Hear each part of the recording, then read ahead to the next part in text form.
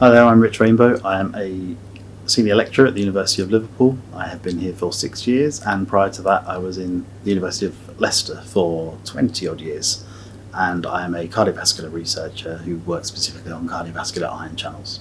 So the primary aim of my research is to investigate mechanisms underlying cardioprotection, so how the heart can protect itself from ischemic damage and from arrhythmias, and also how the blood vessels control their contraction.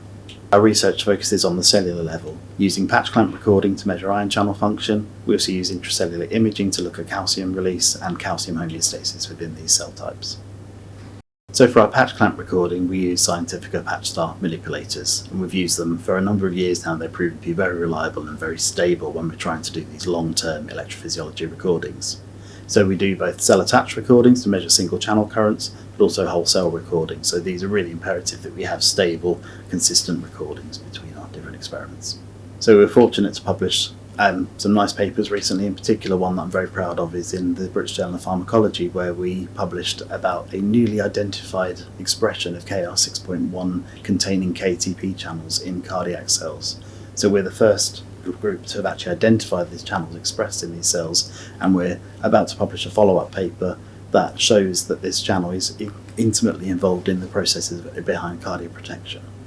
So going forward with our research, now that we've identified this new channel in the heart, we're really excited to see how this can be used clinically to hopefully be used as some sort of treatment or therapeutic for people who are at risk of heart attacks.